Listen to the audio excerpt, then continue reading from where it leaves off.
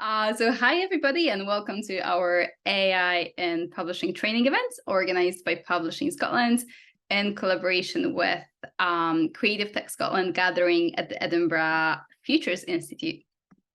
My name's Alice Petrovska, and I'm the Training and Digital Marketing Manager at Publishing Scotland. So Publishing Scotland is the network, trades and development body for the book publishing industry in Scotland. We currently represent over 70 publishing companies, as well as almost 40 institutions and publishing service providers. We act as the voice and network for publishing to develop and promote the work of companies, organizations, and individuals in the industry, and to coordinate joint initiatives and partnership.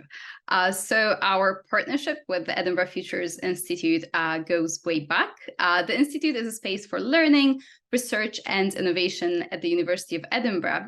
It has a future-facing approach to some of the biggest challenges facing societies globally, recognizing that insight, innovation, and impact come from bringing people and knowledge together. So today, we are so delighted to bring together some excellent scholars and researchers from the University of Edinburgh to talk about AI in publishing, a very timely subject that has been on the minds of many people in the industry, especially in the past few months, and often comes with many concerns. Concerns about the future of publishing and how these new tools might come into play and change the work of publishing companies and authors around the world. So we hope to address some of these concerns today and maybe even inspire you to look at AI in a bit of a different way. So before I hand over to our speakers today, just a couple of housekeeping things.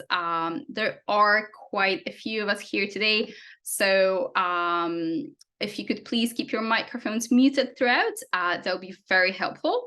There will be time for questions and discussion. So there are a couple of ways to take part. You can type your questions in the chat box and someone will pick them up after the presentations, or you can use the raise your hand feature and you'll be able to unmute yourself and ask your question. Also, just to let you know that the session is being recorded and will be shared across our channels later on. So without further ado, I'm handing over to our chair today, Caroline Parkinson, the Director of Creative for the Edinburgh Futures Institute. Thanks, Alice, and thank you to all of you for signing up and coming along today and spending time with us. I hope that you'll find it extremely helpful to you as you go forward in your publishing business. As Alice said, I'm Director of Creative at Edinburgh Futures Institute, and I'm delighted to partner with Publishing Scotland to provide this bespoke sector-specific event today. My role at the Institute is to work with the creative industries and academia to bring you together to support data-driven and creative tech innovation. And I also look for funding to help that to happen. So I enjoy doing that, and I'm delighted to be doing this today. As some of you may know, the Creative Informatics programme within EFI is drawing to a close. And so in anticipation of that, I established the CreativeTech Scotland Gathering. That's to keep the community together, keep collaborating, keep inspiring each other, keep sharing knowledge right across the creative industries as we all use creative tech in some way or another. And it's proven to be a really good time. And so my ambition was between the annual gatherings is to have specific events with trade bodies co-curating to address the concerns that you have in this field. And that's how we have our session today. Alice got in touch to ask if we'd look at artificial intelligence in the publishing industry. So here we are. In a few moments, we'll hear from two of our expert academics who will each get us started with a presentation from their perspectives, providing a setting and doubtless much food for thought. And that will take us up to around 12:45, leaving us plenty time, around 40 minutes, to delve into the subject together with you in discussion, which I will attempt to chair.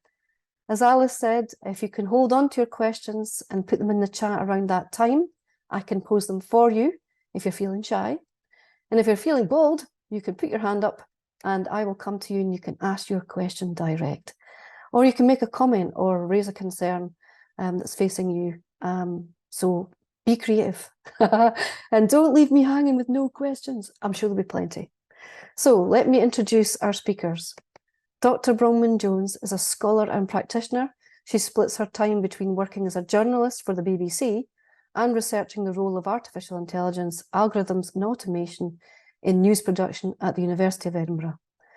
Bronwyn is a Translational Fellow on the Bridging Responsible AI Divides programme. It's called BRAID, exploring how the arts and humanities can contribute to enabling responsible AI innovation.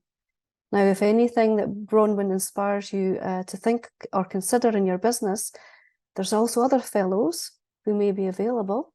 And so please keep in mind that maybe someone can come to you or a group of you and tackle a challenge with you in the future. So keep that in mind as Bronwyn is speaking.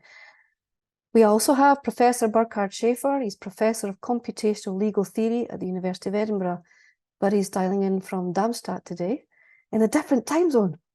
His main field of interest is the interaction between law, science, and computer technology. He is co-founder and has served for 12 years as director of the Script Centre for IT and IP Law, where his work covers all aspects of technology regulation, from IP law to data protection. So hopefully that has got your appetite sweated. So here we go. Bronwyn, the floor is yours. Thank you so much. So hello everybody, I'm Bronwyn and I've already had the intro, so I'm not going to bore you with my background, but I am going to share my screen and share some slides with you. So hopefully this will give you a feeling of what's going on in the journalism industry and give you a bit more background as to how AI is being applied for good and in fact for ill. Obviously there are there's the positives and the downsides to this environment, but just to introduce myself, yes, I've worked as a journalist for the BBC for about 10-12 years and I was a journalist for 10 years before that as well. But I split my time and I do a lot of research into AI in journalism. So a lot of that is working with journalists on the ground to learn from their experiences and to look at how we can better develop and better innovate responsibly in AI. So to get started, I'm going to talk to you today about the pre and post generative AI world in journalism. So I'm seeing quite a big difference between before and after ChatGPT, if you like. I'm going to talk about the applications, but also some of the implications. And then hopefully when we get to the chat and we get to the discussion later on, this might become a bit clearer what this might mean for you, for the book publishing industry and sector.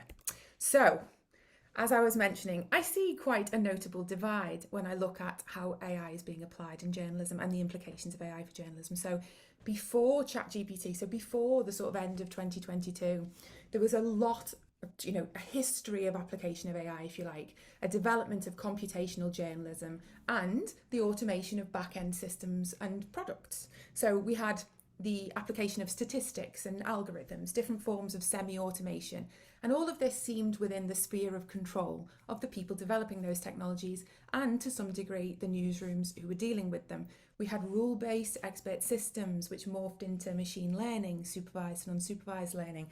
And that kind of morphed into deep learning in these neural networks, which are far more complex and actually far more difficult for people on the ground to understand. And that's where we see this big step change. So ChatGPT and all the other iterations of generative pre-trained transformer models came into the public eye, and we had a big explosion really of discussion around the topic. But I'm not sure it was a very nuanced discussion, and I'm not sure it was a super helpful discussion at first. And I think journalism is in part to blame for that, poor journalism. But so we ended up with this world of sort of mysticism, black boxing. So these technologies are too complex for us to ever understand, this argument that goes that we can't make sense of them, whether that's for the secrecy of the companies deploying them or the complexity of the models. Now, that's not necessarily true. There are lots of ways we can interrogate these systems and make sense of them. And actually, we're getting to that conversation now. We're getting a little bit further, a bit more nuanced. So I see the big step change here being the move to public-facing dialogue systems, so where these tools have an interaction with you, yourself as an individual. I'm seeing a commodification of language, which is very, very important for our disciplines. It is, the core of what we're doing here, creating meaning using language. And actually these large language models and others are dealing not necessarily with the knowledge production underneath, but with language itself. And there's a big distinction there that we could dive into later. And then I've also noticed that AI has become what I would call a floating signifier. That's what Claude Lévi-Strauss used to call it. When people read into the term whatever makes sense for them, and it kind of loses meaning and analytical value. So these are kind of worrying developments for me. We've moved into a world of speculation. So on the one hand, we've got the hype cycle. So it's going to save everything. It's going to make the publishing industry amazing, and everybody's going to be freed up to do wonderful creative activities that they couldn't do before. And on the other side, we've got the doom cycle. It's going to ruin the industry. It's going to, pollute the information ecosystem. And to be honest, these two extreme views, they map onto kind of natural inclinations towards techno-optimism and techno-pessimism that we see across, society more broadly. And I think what we really need to be moving away from is these extreme views, and we need to be moving far more towards a nuanced and evidence-based sort of assessment and understanding of the applications of these systems. So I'm going to talk you through some of those in a moment. And I just want to point out here that yes, journalism has been partially to blame, but there's a big awareness of that at the moment, that we need to do better in communicating with the public and with industries that are going to be impacted. And I guess this is part of what we're doing today. So when I spoke to journalists over the last 3 to 4 years, I noticed a big difference pre and post ChatGPT. Originally, they were dealing with those models I was talking about, those more basic models. They were unaware that they existed in their production systems. They were quite skeptical of their use, and they were quite practical about how they might get around using them. And I feel now that we've seen much more of a destabilized ecosystem with a lot of fear coming through and a feeling of disempowerment. And so part of the interventions that I've been making in this space in my academic work has been to hopefully identify those opportunities to energize the community into understanding more the limitations and therefore what can be done in a positive way with these systems, and to understand the redistribution of power and encourage collective agency amongst those groups so that they can have a say in what's going to happen in the future of their industries. So let's talk about some of those applications of AI, and let's point to where they've been helpful and fruitful. And this is over the last 10, 15 years. This isn't over the last year of ChatGPT. We have seen big inroads into the non-content production side of things, the business operations, marketing, sales, analytics. Now, I know a lot of you, if you're in the publishing industry, if you're, for example, on the organizational side, that will be very important for the way you work, but also in content production. So this is just a selection of the most prominent that I could think of that we've been investigating. I mean, just to pull a few out, ideation and inspiration, so generative AI, although it might not be wonderful when being applied to full article generation, for example, because of so many issues with fabrication, hallucination, these kinds of things. For ideation and inspiration, newsrooms have been finding exceptionally useful. For transcription, for translation, these are all applicable to your area as well as ours. And what I want to point out here is that these are not necessarily role-specific applications, they're task-specific applications. And so what we're seeing here is not necessarily a replacement of people's roles, but it's an alteration of how they perform tasks, if you like. So I know myself, I've been using different AI models for detecting, monitoring and alerting me to activities going on in my patch. So I have systems set up to do data mining of social media, of trends, and then when thresholds are reached, I will get alerts in my newsroom. And these things are incredibly helpful when we're, inundated with information today. So the research process has become so much more difficult when there's so much information available to us. So some of these tools have been wonderful for that. I'm going to give you some examples in the journalism industry of how they've been applied to good effect. So I'm pulling out first BBC News Labs. I'm a member of BBC staff, obviously not talking today in my capacity as BBC journalist, but I would point to BBC News Labs as being an innovation unit that has focused on what it would consider to be sort of responsible, editorially aligned and ethically aligned applications of AI. And so they've, worked with the wider newsroom and news production industry to do things they think are helpful, but within those ethical boundaries, if you like. So improving accessibility to weather reports, less problematic applications, if you like, so that you can get a localized weather report for your very local region, which we would never have been able to do as an institution because it's very costly. We couldn't have individuals producing those. So there are positive applications. We've seen investigative journalists, for example, using AI to assess the different types of media that people are receiving in TikTok. So this was a really great example where there was an assessment of Ukrainian TikTok streams and Russian TikTok streams, identifying how the war was being represented in those two areas and the differences between them, something you wouldn't have been able to do without the machine learning system underneath. And similarly, the Panama Papers, the Pandora Papers, these big, international, multi-stakeholder investigations have used classification techniques, data mining, data interrogation techniques, all based on those machine learning. So there's lots and lots of examples that's just a flavour of what they've been used for. But increasingly, we've seen people in the news publishing industry running head first into the use of generative AI, perhaps without understanding the limitations of those systems. So we have digitally native organisations like BuzzFeed, particularly experimenting, but not only with things like quizzes and the safer end, but others experimenting with full article generation, so replacing the journalist with, an AI system. So these are the more problematic ends, and also the areas where we've seen the most mistakes made and problems raised. So CNET was one of the first in this space, and there were major issues with a lot of the things they published. They had to issue corrections and retract articles. So we're seeing big players like Reach, formerly Trinity Mirror, automating parts of their content production. And we're seeing some interesting pushing of the ethical boundaries, or maybe the taste and decency boundaries of how news organisations are using AI to cover stories. So this very interesting Washington Post article about how they interviewed Harriet Tubman using AI. This is based on a system that recreates representations of people from history, and then you can have a conversation with them. But I think there are lots and lots of issues here about the representation of those people. And more problematically, these are people in history, but this has happened with people who are alive today, and really is causing issues for the families and for others. This kind of chatbot anthropomorphization of in fact real people in this case, which is causing a lot of issues.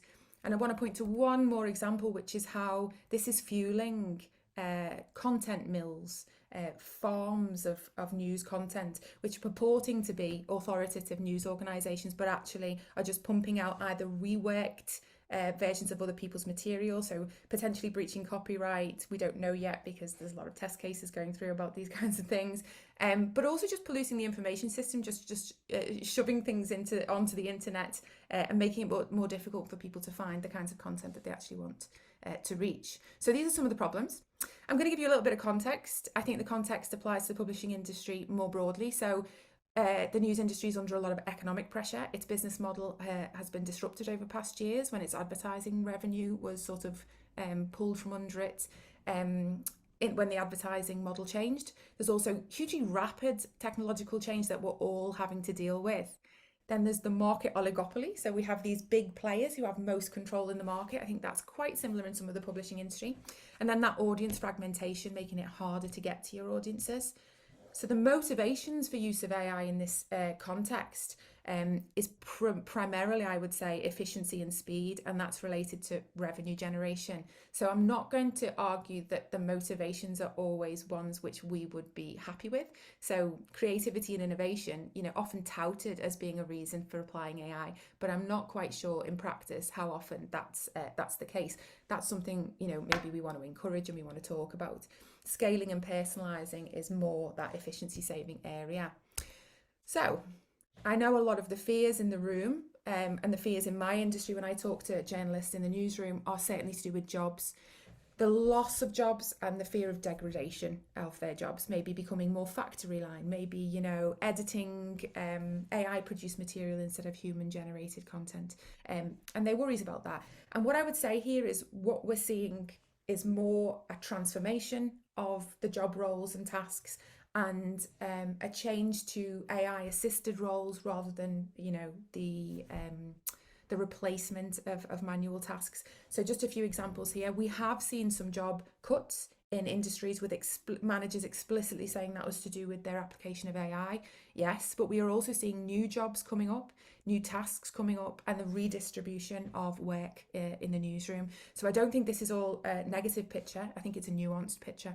You'll see there's AI assisted reporter there, newsroom generative AI lead. These are some of the new jobs coming up here. So just wanted to point to that.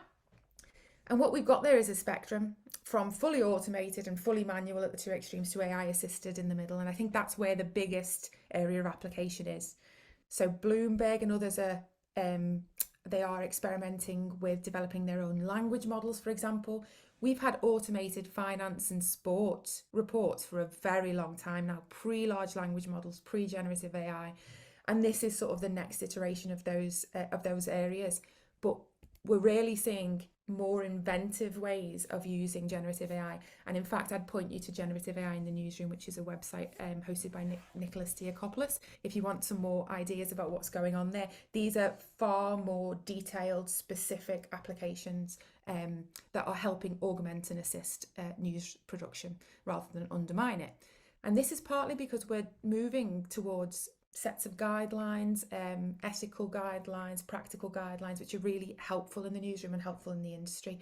And I know very much that the publishing industry has moved in this direction too. So I don't know if you guys have been across all of these, but this is just a selection of some. I was in a roundtable on Monday about generative AI in the publishing industries with the heads of a lot of these organisations, and we were having a good conversation about rights management, copyright infringement, etc. I know a lot of the issues and the worries are about, you know, what royalties you're going to be able to make, how can I copyright my material, what are the implications here. Now, I'm not a legal scholar, so that's not a place for me to talk about that. Maybe Burkhard is going to get onto that a little bit later on. But I know there's a lot more advice, and I would just urge you to go and seek out some of these bits of information, because that's been really helpful for us on our industry side.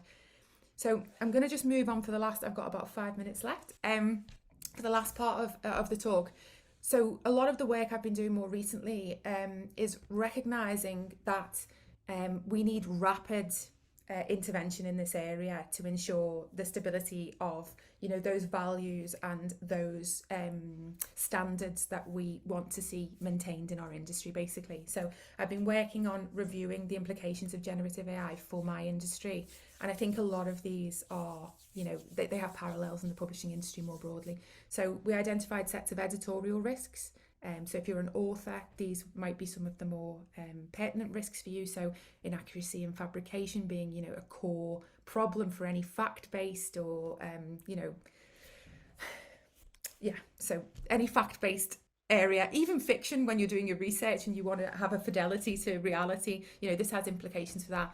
Plagiarism, bias and associated harms that can be built into these systems that you might not be aware of, how they perpetuate stereotypes and biases in the outputs they generate, but then also the legal and regulatory risks, which we've talked a little bit about there. So copyright infringement, libel and defamation. We're seeing examples and test cases going through the courts now, but there's also big questions about the terms of service when you use these systems and how much control you're handing over when you sign up to the terms of service.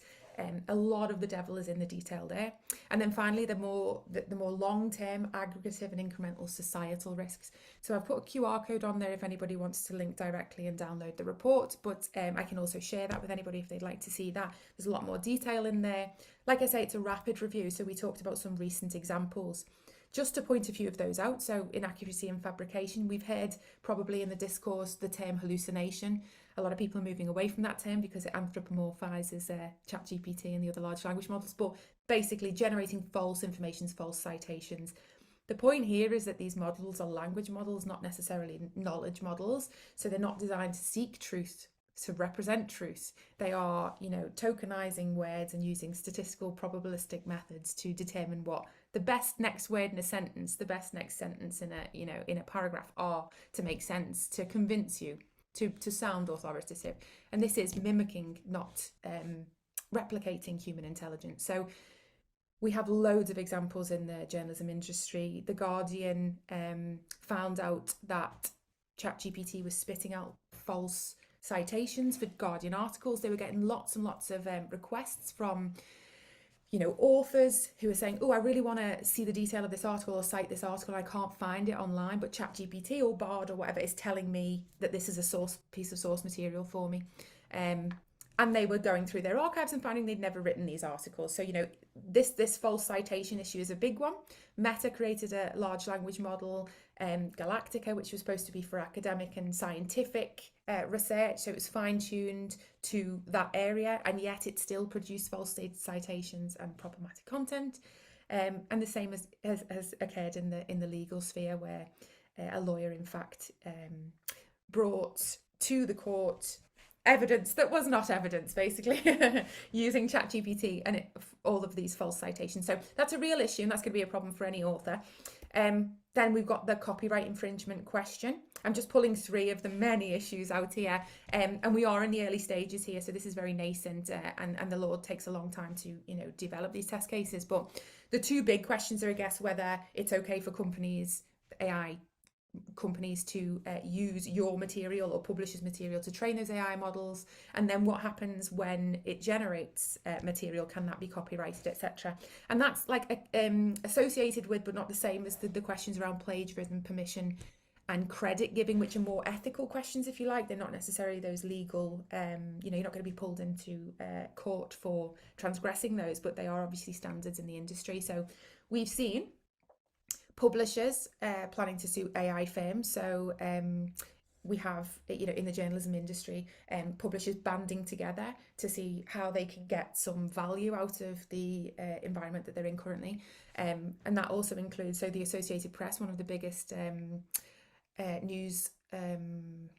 news agencies, actually not news organisations such, but news agencies that syndicate their material, they've actually signed a deal to license news stories to get some of that value back. But you're seeing the same in the authoring environment, so suing OpenAI and other providers. And then we've already mentioned this a little bit earlier on today, but just sorry, that's my 20 minutes up. My alarm is going off in the background. Amazon requiring self-publishers to declare their content and giving these new definitions of what is AI assisted and what is AI generated. So there's a lot of movement in this space, but then I think taking a step back and looking at the bigger picture, so the societal implications was our 3rd area of study, and there's a big potential shift here in the political economy of the publishing industry. So we've got those issues with the pollution of the information ecosystem, but we've also got new and emerging changes to the power dynamics in that industry. And I guess for me, the most important set of conversations here about how authors and how content originators and generators, people who power this whole industry, can you know, get the most out of the coming changes, rather than seeing those power inequalities that we've seen before that shift over to the big tech players happening again, basically them gaining more ground, gaining more control. So I'm going to leave it there. That's not an answer, that's an opening for any questions, so we can discuss a little bit more about it. And I'm just going to leave those QR codes both to the rapid review that we did and also to the BRAID programme on there, so that you can link through if you've got any interest. And pass back over. Thanks, Bronwyn. That was a whistle-stop tour. Leave those QR codes on for a moment. And then if you could stop sharing in a few minutes or seconds rather, we can bring Burkhard in. So I hope that has given you some food for thought and possibly questions or concerns in your own business you might want to discuss and raise and get some feedback from Bronwyn and possibly also Burkhard. So now let's hear from Burkhard, and then after that we'll get into a dialogue. So over to you, Burkhard. Thank you. Thanks for the invitation. I'm just trying to get this running. Okay, that should work. Yep. Okay, so some musings on AI and publishing, and really it isn't at this point any more than that. Bronwyn mentioned that there's a pre and post ChatGPT era, so to speak.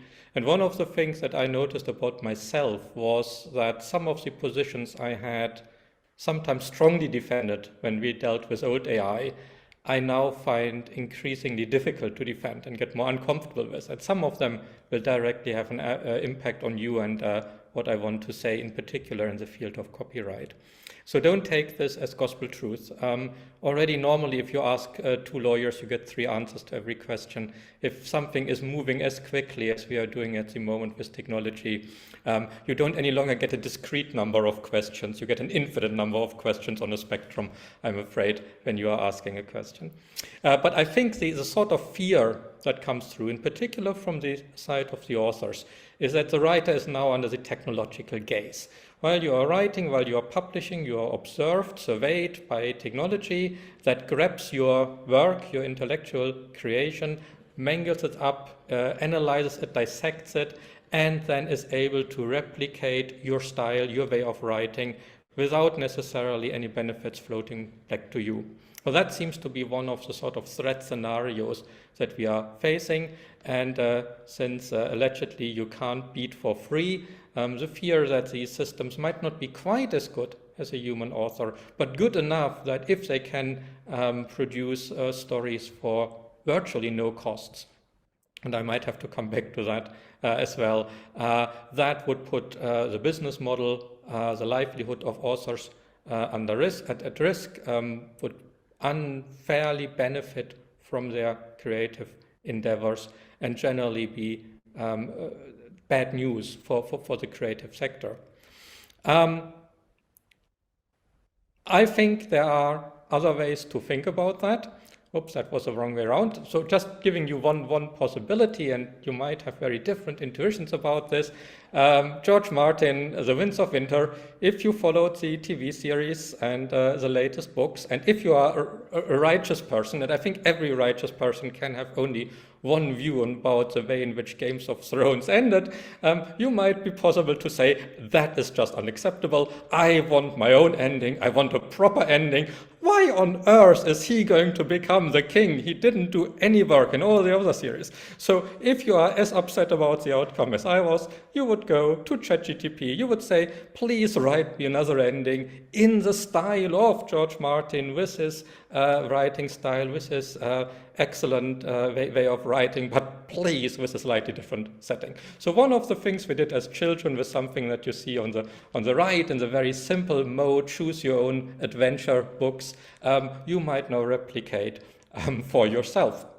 And I think this is just one of the sort of possibilities that we see on the horizon. I can totally see why an author might be upset about that. They might say, look, this is disrespectful to my work, especially the moral rights of the author, much more than maybe the economic rights might be at stake here. I do not want to be associated with it. I had a reason why I chose to write the way I did. I don't think that applies in this case, apart from getting pressure from the Hollywood production companies, but one can understand why authors might feel upset about this, particular when it comes to the integrity of their work.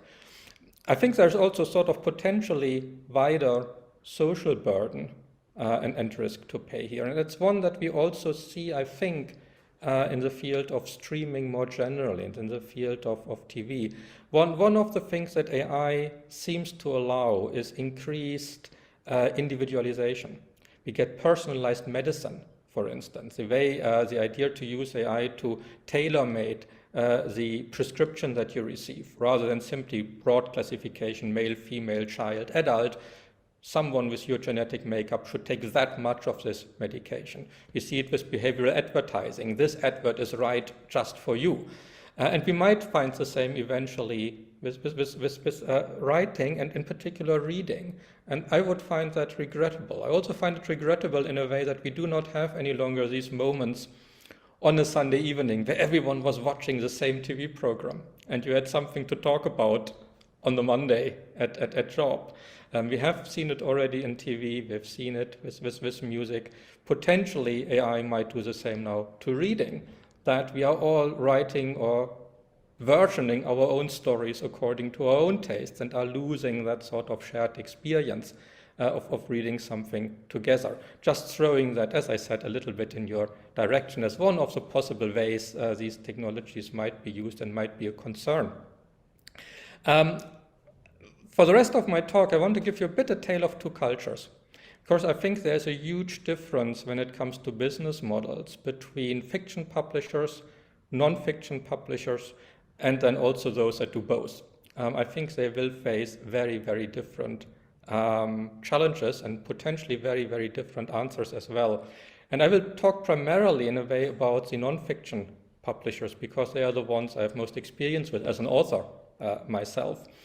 Back in 1996, Richard Susskind announced the end of lawyers, pretty much driven by the same concerns that we now find with some creative writers. He predicted that there wouldn't be any lawyers by 2005. I think we can safely say this didn't quite happen the way he anticipated, but there is nonetheless a concern that lawyers are the next profession to be replaced by computers, that their work is done increasingly through AI. And we've heard from Bronwyn that especially with ChatGPT, this can also go horribly wrong when the system invents references to cases that didn't really exist. But according to one study by the Law Society for England and Wales, there has already been a marked reduction in traineeships offered by large law firms, partly because they could automate so many more of their processes. So lawyers in a way seem to be in the same position. And the type of systems that enable this is, for instance, this one here, AI predicts outcome of human rights cases.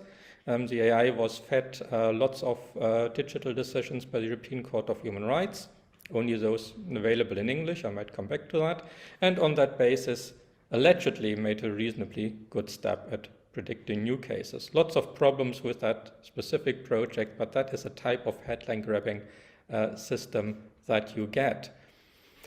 And that brings me to the publishers, because in order for this system to work, you need the digital input, you need the material. And in this case, it was provided by LexisNexis, who is obviously one of the largest digital publishers in the legal field.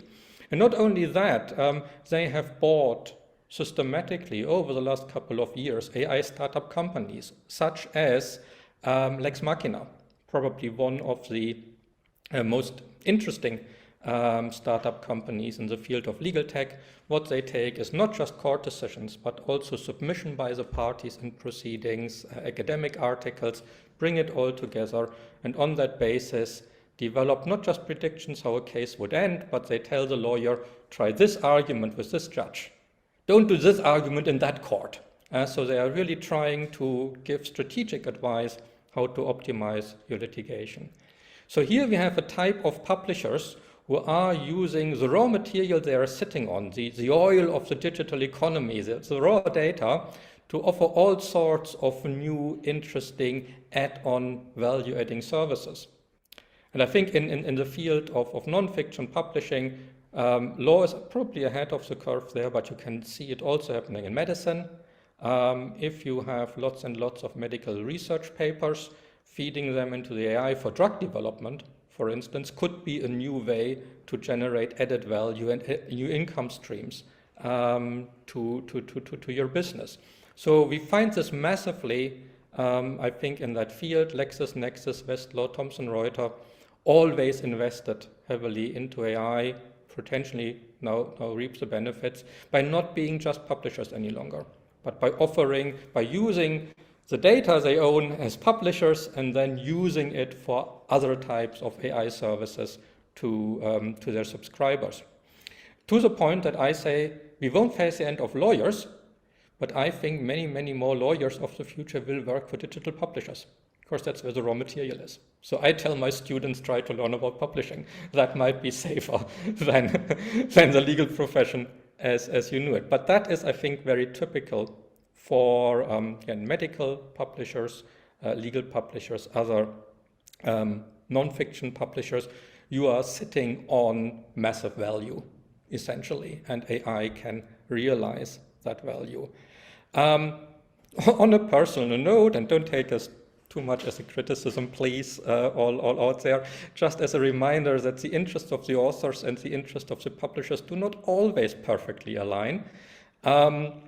Obviously, I've been forced to publish in a language which is not my native language, which you might have spotted by now from my accent.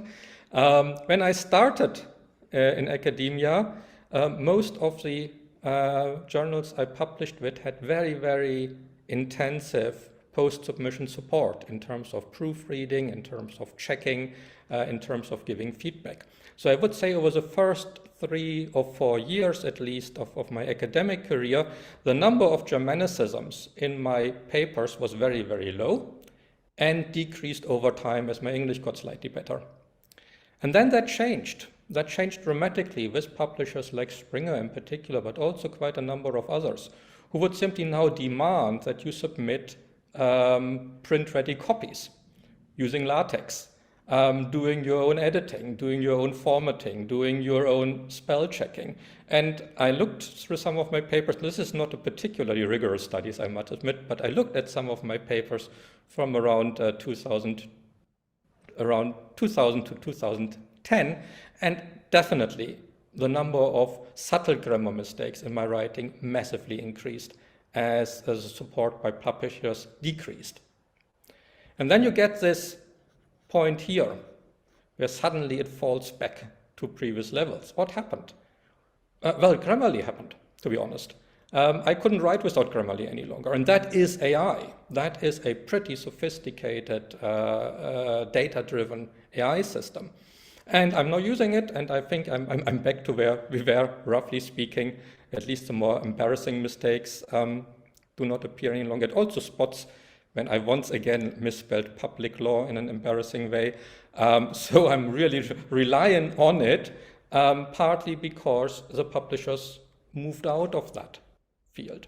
So I think what we might also see is a sort of greater unwillingness by some authors to go with traditional publishers, at least in some fields, because they don't see the added value any longer, going to Amazon directly, using their, again, AI-enabled services, and produce through that. So there is potentially a bit of a disconnect going on here. What is outside science publishing? What can we see as new business models there? One, I think, would be quality assurance. Quite a lot of this stuff that is generated by ChatGPT or authors who are using it extensively, or generally authors who are self-publishing, is simply not very good. And being able to say we went through a rigorous process of quality control is in itself added value, something that ChatGPT and no AI in a way can replace. Data as raw material in writing for ChatGPT. As it becomes more and more important for more and more fields, it will need good training data. And licensing this out, and we saw already on Bronwyn's slide that some AP, for instance, is now willing to simply license out the material, could be another type of job profile, generating data to make these systems better as a sort of different type of work. One problem we find with ChatGPT and other large language models is the danger of self-poisoning. Increasingly, documents on the internet will already be written by some of these systems. They now inform potentially the next learning circle, and that means their mistakes and their shortcomings get amplified. So one of the advantages of publishers is, for instance, to create safe havens that are sheltered from self-poisoning, to make sure that only quality assured new material is feeding into the next reiteration of the training model. So potentially lots and lots of ways in which publishers are well placed to utilize the data that they have to add value to what AIs are doing. Destyling I don't mention here. I'm going to come back later when I hopefully still have time for the copyright part. Here's another one that I find quite interesting. That is for me a totally new topic, or largely new topic. So I'm even more hesitant. Miguel Science, said, a very famous translator and theorist of translation, wrote, "If the translator does his job as he should, he is a benefactor of humanity. Otherwise, he is a veritable public enemy." And then we can, of course, ask, with machine translation, are they the veritable public enemy of Terminator provenance, or are they a public beneficiary? As you probably know, very, very few texts get ever translated. And if they get translated, then typically, again, in languages that have lots and lots of readers, because that is where the market is. Many people will never get access to literature in their own language and therefore have access barriers to most of the world's literature. So automated translation, definitely a success story of large language models, of modern generative AI. The possibility there to allow people to say, I'm speaker of this minority language, could I get access to the raw version? And at least it won't be as good as a professional translation, but it might allow me to understand with my school French, school Spanish, school Chinese, at least what is going on and assist me in the process. As I said, there's a certain paradox here almost. I think this would be most beneficial for the less resourced languages, those that are not normally translated because there are too few speakers, but they are also those that have the weakest language models, inevitably, because there is fewer data available. So again, for publishers that already have an international presence, that could be a really, really interesting project, providing language models for lesser resourced languages to then facilitate also automated translation. Just a quick shout out here to Tippermoor publishers, just in case you're in the audience. I love you. I totally and utterly love you. This is Martin War and Euche War. Good morning, good nicht, from Lawrence Schimmel, translated into both Gaelic and Scots. My Gaelic is slightly more secure than my Scots, I must admit. But I love this idea that this was translated into languages where you don't always find translations. But that is, of course, the exception. That happens so rarely, and I would just love, as a reader, to get more of this. And if I have to do it for myself, well, then so be it. So this is just to give you some ideas of where I see different ways of using data could come up. Now come the bleak issues, the bleak house issues. Copyright, we already mentioned. What happens here on copyright? I think there are 3 dimensions here.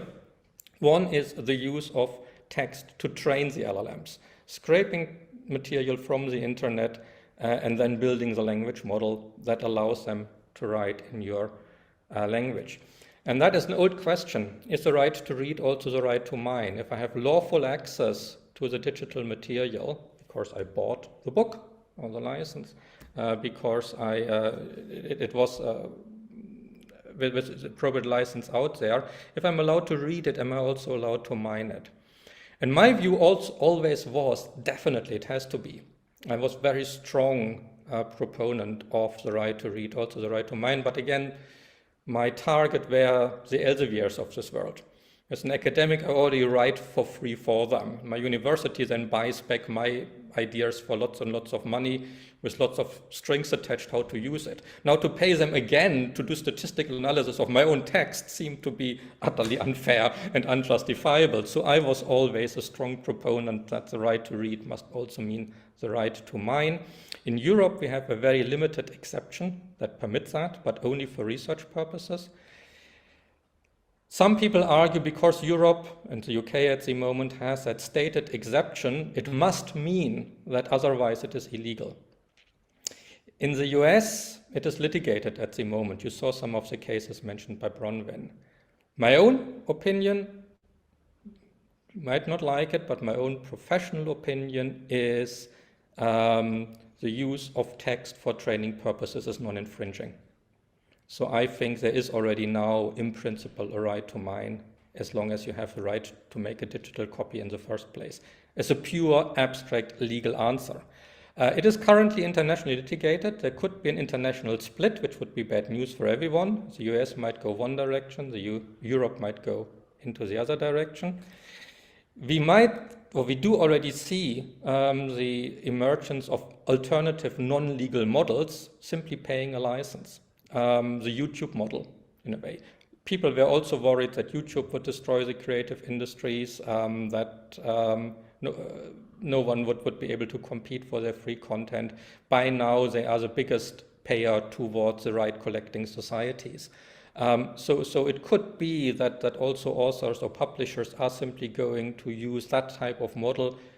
Copyright doesn't matter. We don't even ask if we really have it or if it is really infringing, but we simply get an additional fair license. And that I'm personally not sure it is needed. If you then have an automated translation, there's a question: who owns the text? Are you allowed to translate it? Normally, translation of a text requires that you have copyright in the original. You can't do it. So there comes the legal issue. And then also the output. Is the output protected by copyright?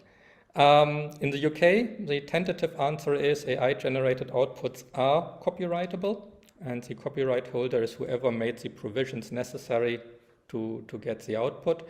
The US seems to go into the opposite direction at the moment and to deny copyright protection for fully automated generation of work. Again, we might see a problematic split here, particularly problematic for you if you're international operating business. So that would be for me the situation at the moment. My own view is there is no need for an additional license apart from the one to read for training purposes, but that is litigated. That might change. For automated translation, you need obviously the copyright into the original. The output, I personally think, is protected. I think AIs are just tools. They are used by people. That they do a lot of work doesn't matter. I said earlier on, I use Grammarly for my grammar corrections when I write academic papers. I'm still very much the author of them, and don't you argue with me on that. So here I think we might again find a problem. My own view is AI output is copyrightable. The EU AI Act and the UK white paper are on the horizon. They will regulate AI generally. For those of you who are in the non-fiction world, again, I don't think either of the proposals will be major concerns. You will be always deemed low risk. I think what LexisNexis is doing, AI for legal tech, is high risk under the EU AI Act, which would come with lots and lots and lots of compliance burdens. That will be interesting to see how it works out. But if you are using AI on the back of your data for advice services, for medical innovation, for legal advice, you are likely to fall into the high risk category. If you are a large publisher, that could be good news for you, because the burdens are actually not that burdensome. If you have a compliance department, if you have the infrastructure, you will be probably able to cope quite well. If you are a two-person outfit, then you will struggle. So here I think the regulatory world might shift in favor of larger publisher and disfavor smaller ones. And then finally, data processing, secondary processing, again, something Bronwyn mentioned. If you are in the non-fiction world in particular, and you use the texts that you have for AI processing, there is a problem of data protection. That also includes, again, legal publishers. In the UK, we name the parties of a case in the decision. If you automatically translate this case, then you have done secondary processing of personal identifiable data. That is probably illegal. So if you are considering using AI on texts that contain information about real living people, they have to be real and they have to be living, in the UK at least, no privacy for the dead, then you have to be really, really careful that you are not falling foul of data protection law. So that was a quick overview of the three fields of law that I think will be most important, but also hopefully some hope generation that shows that there are new ways coming up that might put publishers in quite a good position, or the right type of publisher in a good position to make new ways of use for what they already have and for their authors. Thank you. Thank you, Burkhard. Thank you very much. That's great. So I think we have already, quick off the mark, Laura has a question. Laura, do you want to come on and ask this, or shall I read this out for you? Silence. So, oh, happy for me to read. Okay. On copyright, I've seen a few novelists saying their books were fed into AI tools without their permission. At the moment, what is the legal situation with that with regard to copyright? And who should ultimately make the decision on what is fed in? Authors or publishers? Okay, so on the first question, as I said, it is at the moment under litigation. In the UK, the Intellectual Property Office had a consultation just before ChatGPT and other generative AI came on the horizon. And again, some of the answers to that consultation might have been different had they just waited a year. Personally, I think if the person who feeds the copy into the AI had lawful access to that copy, that is, they had the right to read it as a human, my personal view is they also had the right to mine it. In Europe, that could be a minority opinion. In the US, it is a majority opinion, I would say, at least potentially. So that would be my answer. That might be proven false within the next couple of months as these cases get decided. But just on first principle basis, I would say if I can read it, if I can learn from it, then also my AI can. The second part of your question is really, really interesting, I think, because the business model that Bronwyn also described, that has licensing by the publishers, by organizations like AP, not by the authors personally, but one level of abstraction higher. So there seems to be a sort of emerging model, the YouTube model, I call it, where larger organizations negotiate with each other on behalf of their members, really. The individual author probably won't have enough negotiation power and enough resources and capital to negotiate on their own. That in itself for me is regrettable. Again, I can see this concern particularly by authors that their style is copied, that their work is used in inappropriate ways, that they hate.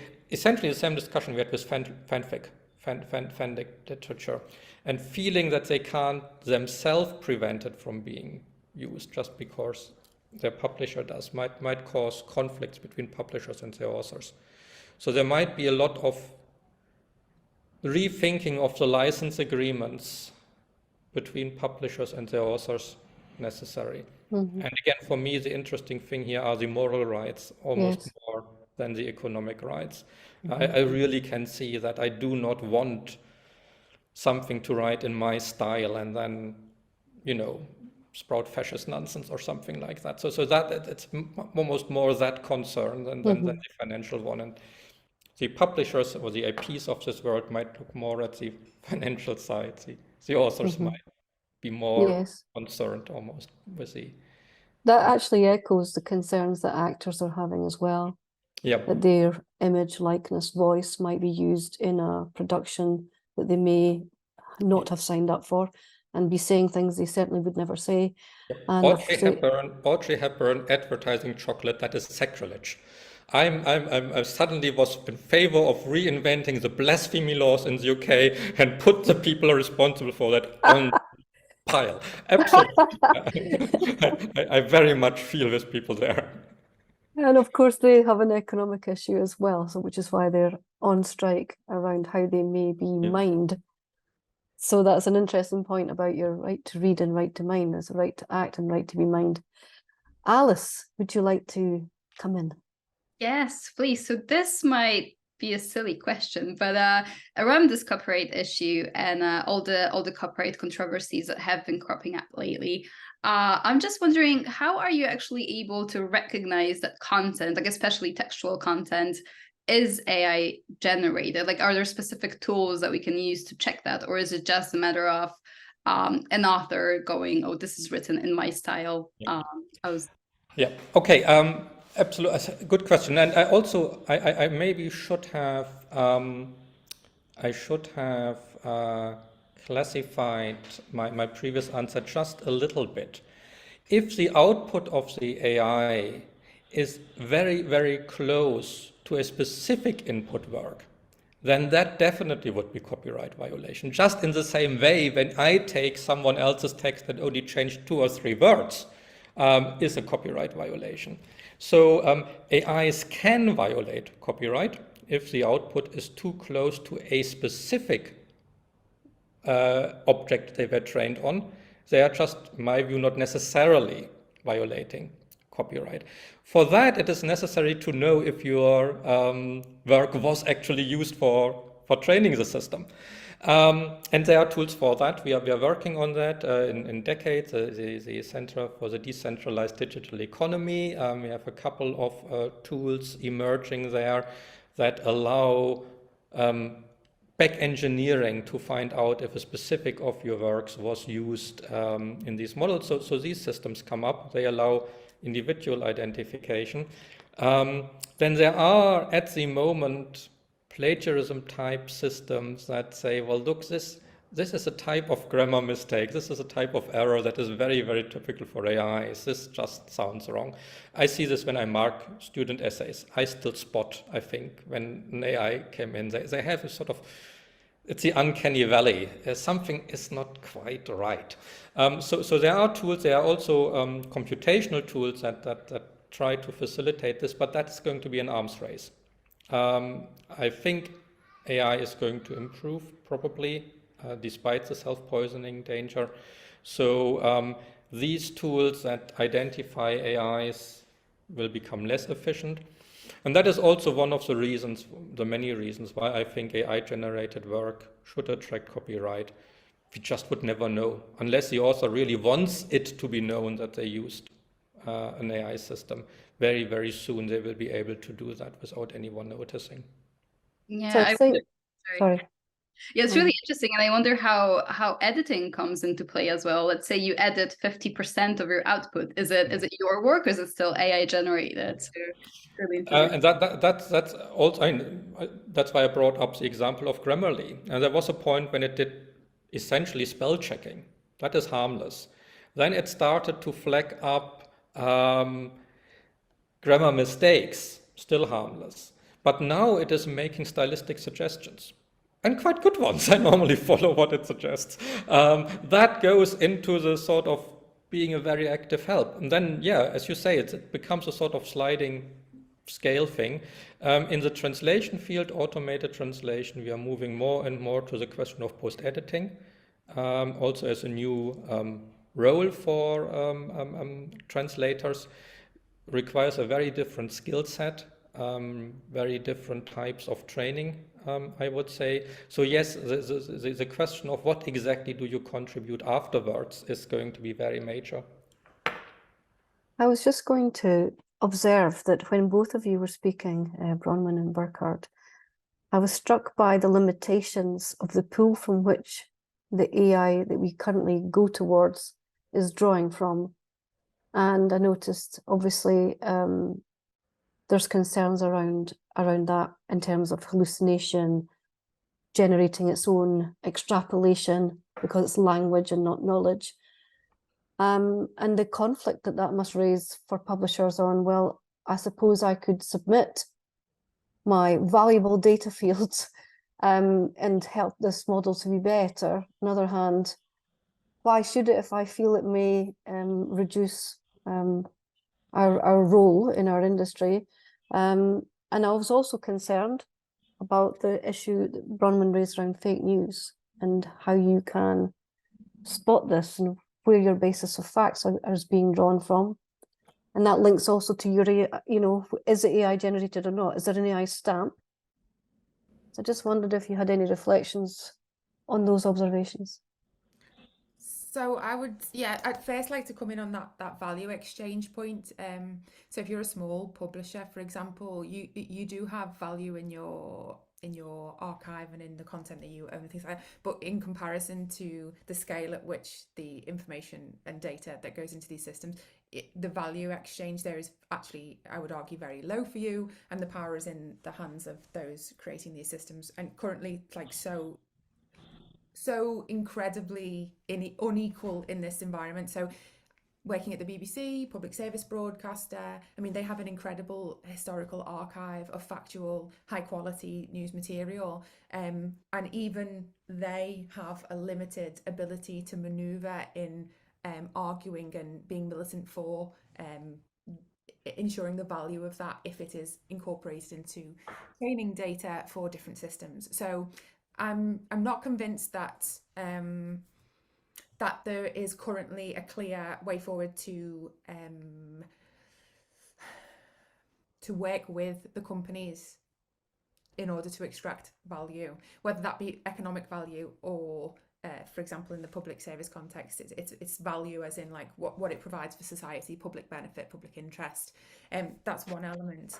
And I also just wanted to go back a little bit. It links to the fake news thing about those systems for tracing and identifying content. So a lot of them are actually already very inefficient. They may become less efficient in the longer run. That's probably likely too, but they are currently very inefficient. So Turnitin and others, that they actually, and OpenAI released its own system to identify OpenAI generated, ChatGPT generated content, and I think it was working at about 40% effective detection rate the last I checked, which is actually incredibly low, so it can't detect its own material.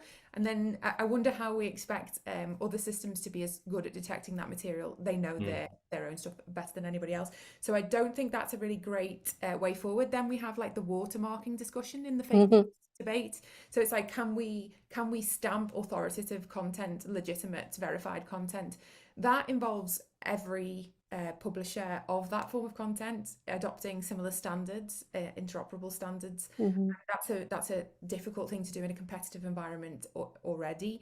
And then you have the big question of like, so manipulation along the chain. So if people then use your watermark, so I don't know if you saw, but in like DALL-E and Midjourney, sometimes the Getty Images symbol, because it was obviously scraping from logos, it was coming through on a lot of those pictures. It was like quite clearly breaching that kind of restrictions. So I think we have the same issue with watermarking. There are really great initiatives. The BBC's involved in one with Microsoft and others, the Project Origin it's called, and that's about provenance and ensuring almost like a ledger, blockchain ledger style.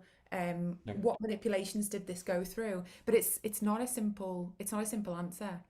So a lot of questions coming in there as well. Yeah, absolutely. And so I want to get to some of the ones in the chat. There is one about the impact of AI on disinformation, but I want to come back to that in a moment. Katie is asking, we're a small children's publisher at Florist Books. We've added a clause that says in our contracts that our creatives should say that they've used AI in the creation of the content or not. But it should be actually being a bit more nuanced. Should we distinguish between fully automated content and AI-assisted content, maybe more to your point, Burkhard, about how you've used it to help you edit? It feels more nuanced than we're currently allowing for. What would you suggest here? I mean, I definitely think a nuanced approach is necessary. I would also say, think about what is your main concern if an author uses AI. One concern could be that you realize at one point you get flooded with low quality proposals. And I definitely can see this as a concern coming up for the entire sector. We have that to a certain extent in the patent field, where there's a real danger that AIs are generating low quality patent applications and simply flooding the patent offices, overwhelming them by sheer volume.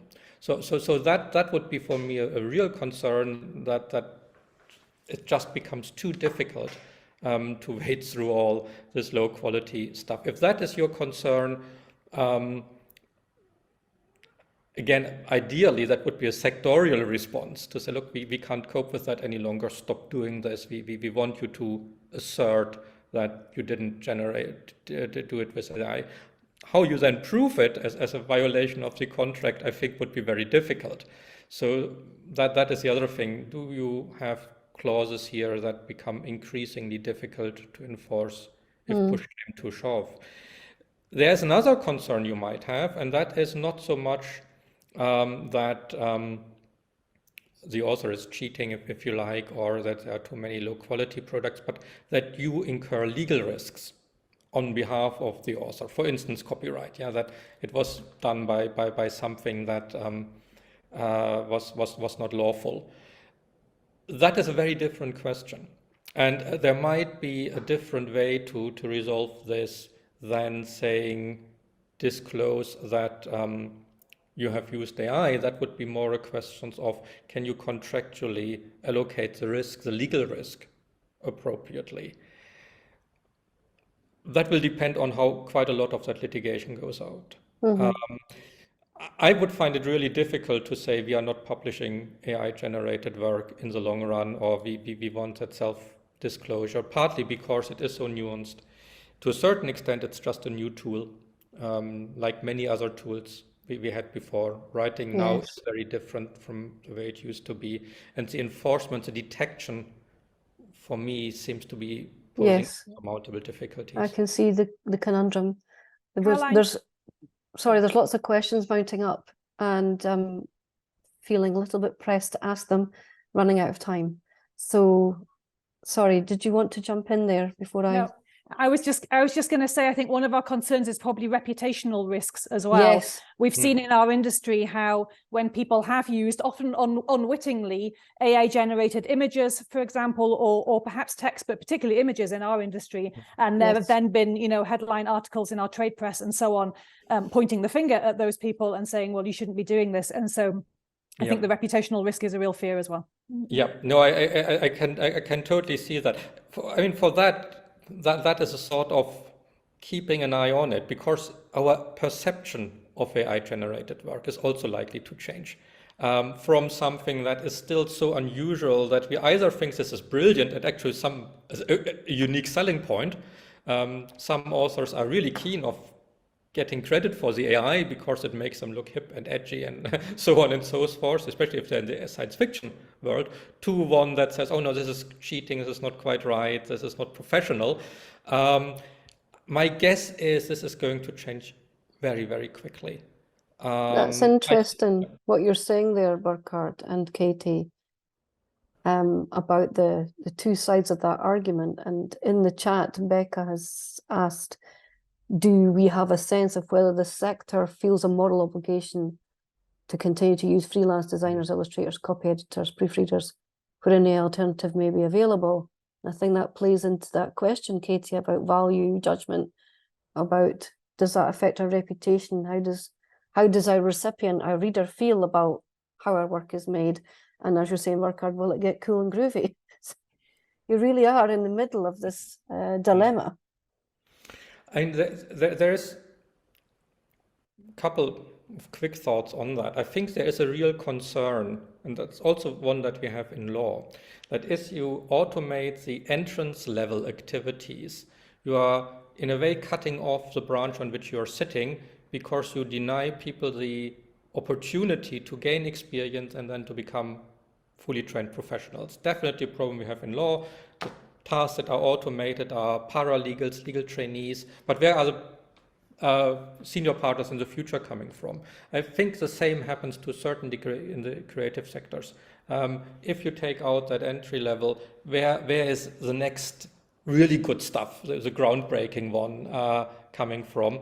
So there is, I think, a sort of a degree of enlightened self-interest to go for people whenever you can, because even though that work might at the moment be replaceable, you also help them to reach the next step where they do work that is not any longer as easily replaceable. Yes, that's interesting. At the CreativeTech Scotland Gathering, Access Animation said that an animator had phoned them up and said, if you use AI to create your content, I don't want to work for you and I won't apply for your job. On the other hand, Access are looking at AI to help them look at error rates in frames, which is a tool side of it, not a creative side. In fact, want to use tools to make it so efficient that the creative is freed up to be creative. So it looks like there's a dilemma happening right across the creative sector on where you would sit.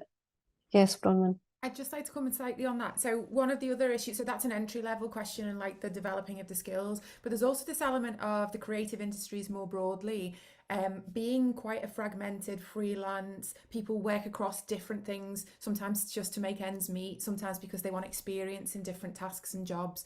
And I know, so I've worked as a freelancer myself, and I think one of the issues here is, so when we're talking about should and is, so law does this as well. It has its normative frameworks and it's moving towards what should we do.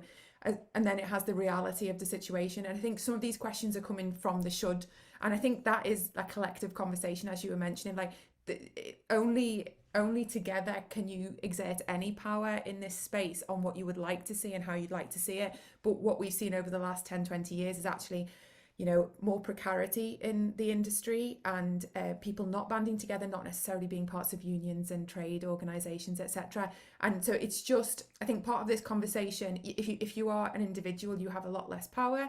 And I think that there should be thoughtfulness about how people can get together, even across different publishing sectors, to ensure that their needs are met, both financially and in a moral sense, you know. Yes, their own. it's about protecting reputations and creativity. We've got a couple of questions that relate to research that I'm going to roll together.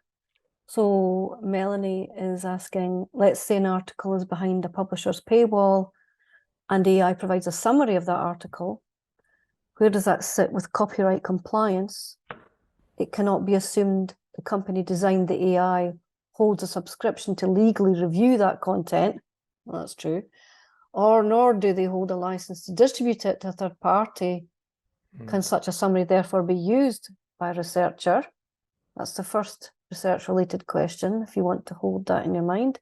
And the second, from Brooke, asks, what would you say are some of the best things that early career publishing professionals or hopefuls can do to prepare for changing industry with AI in it, with so much hyperbole and doom and gloom? How can we best stay educated on updates and optimistic about its use? Any specific new skills in the industry, in a library? Exactly. So she can't read this out loud, but that's her question. So the first one around a paywall article, of who holds the rights, and the other about how we might use AI to stay educated and up to date. For the first one, for that you need a proper copyright lawyer, not someone who is a jack of all trades like myself, who tries to cover as many fields as possible, but on a sometimes slightly more shallow level. My gut feeling would say, if there was already not the right to access that material, a copy was made. Even though the AI eventually tears the paper apart and turns it into a mathematical representation, there was a digital copy made. If that was already illegal, then the AI provider probably breached copyright. Question if that was violating use, but yeah, possibly. The researcher who relies on the summary, I would say, is in the clear, if they are not also the guy, obviously, who used the AI. So benefiting from someone else's violation, we don't have a fruit of the poisonous tree doctrine there. I would say for the researcher using merely the summary, at least as far as the law is concerned, you might have ethical concerns. To me, that looks okay. But as I said, huge disclaimer here, you might need a proper copyright lawyer for that. The other question is the more general question. Bronwyn, do you want to come in? Can I just come in on that? I just wanted to talk about an example of how people are reacting in the news industry. So you've got, CNN, New York Times, etc., disallowing OpenAI's scraping using robots.txt, scraping of their materials. So there have been efforts and attempts, and that's not necessarily purely paywall either. That's been, there's a wider conversation about whether they should just be allowed access to that material to train models. It's a bit kind of, the horse has bolted kind of thing, because obviously those models have previously been trained, but it's an attempt to exert that kind of power. And I think on the other, just if I can just move on to the other part of the question. Yes, please. So one train of thought goes, like upskill, learn all about all these new tools and systems, and that can feel like quite a heavy weight on your shoulders as an individual, particularly, especially if you don't have the support of an organization for that training, or you're not in a well-resourced and wealthy organization that can go about doing that. And I find that as an individual journalist myself, it's like I'm being responsibilized to do this in a rapidly changing tech environment, to upskill all the time. It's a real pressure. It takes a lot of my time that I could be and should be earning or working on things that I, find intellectually stimulating, etc. So I recognize there's a need to upskill, but I think on the other side of things, there's actually my thought is like going back to core principles and the core aims of the work that you do, recognizing that AI is going to have an impact, but it's looking for, you know, a lot of the motivation comes from knowing where the value was in your work previously and then seeing that it's going to be disrupted. So trying to identify where your value was and will continue to be, and then focusing on that and how you can sort of ensure that that value continues. Not all of it is within your control, but I think that is actually a better driving method for ensuring your worth in the coming world. I don't know what you think, Berghard. Oh, I totally agree with that. That's pretty much how I teach legal tech to our law students. I don't teach them a specific programming language. I had to do that when I was a student. We had just the first AI hype wave. I learned languages, which if I mention them to my informatics colleagues, they look at me like, who let this guy out of the museum? What on earth did he waste his time on? And even though I work in legal tech, I never used any of these things I had to learn or I learned in that context. What I teach my students is what from a computing perspective we would call knowledge representation. What is it that you know as a lawyer? What is it really that makes your skills valuable to other people? How would you represent that? What is the type of value that you add to your clients? They can read a statute book, but what is it that you know that they don't? And how do you sell that? That is the descriptive part, and then the normative part. What is your vision of a good lawyer? How should the system work? And where does it not work well at the moment? And then you can start asking, is there technology that might help me with? And this type, I think, of analytical skill, working through a problem like that, and would also apply to publishers. What is it that I really do for my authors, for my clients? What is it that I know that other people do not know? And how do I envisage an ideal publication environment to look like, and where at the moment is reality not ideal? And that's why I gave you the translation example. I would so much love to read more world literature from countries that just don't get translated. Yes. Would be my desire. So that is for me both the normative and the descriptive analysis that's more important than technical skills. So I have 4 questions in the chat that I'd like to try and get to in the last 5 minutes. Oh my goodness. So there's 2 that I might link together. One from Fiona: publishers already have a system, the ISBN. Could that be extended as a watermark? That's one question. And sort of around the same general legal area, if you like, the UK White Paper announced the pro-innovation approach to become a global leader on AI. But the UK IPO withdrew its proposal for text and data mining exception for training AI systems. Are these 2 approaches reconcilable?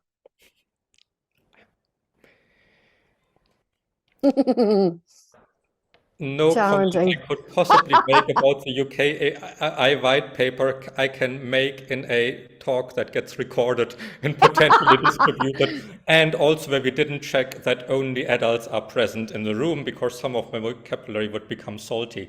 Okay, so now I think that answers the question. That answers part of the questions. I think they use the level pro-innovation a lot and totally misunderstand what is good for innovation.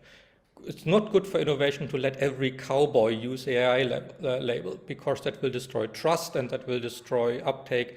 So I hate the white paper and the way it approaches this. The other part, though, I probably would agree with you. I found it regrettable that the IPO got a little bit worried about their own courage. I think what we definitely see in the US, in China, increasingly in India, are much less concerns about using material for training. And that could be a real barrier in Europe and also in the UK. So again, my tendency would be to say, come up with a good licensing system if you must. But the principle should be the better systems are the ones that get good quality data. And again, paradoxically, the copyrighted protected data, the one generated by organizations that can defend the copyright, are probably the highest quality data. And I rather want the AI trained on that than the free crap that is floating around on the net. Yeah. So I would say I don't think the white paper is pro-innovation, but yes, I would say a generous, fair use approach following the US model on data use probably would be. Mm-hmm. Okay. Louise asks, I work in medical publishing. An immediate concern I have is regarding peer review. If peer review were to become increasingly automated through AI, is there a risk of feedback becoming a bit of an echo chamber? Would it create a much narrower field of varied responses if AI is increasingly looking for the most common average answer every time? I definitely think there is a risk of homogenization more broadly when using these systems. So we talked about ideation and inspiration, using it for brainstorming, things like that. But actually, when you're using it in other contexts, it spits out more, like you've mentioned there, sort of averaged out content, if you like.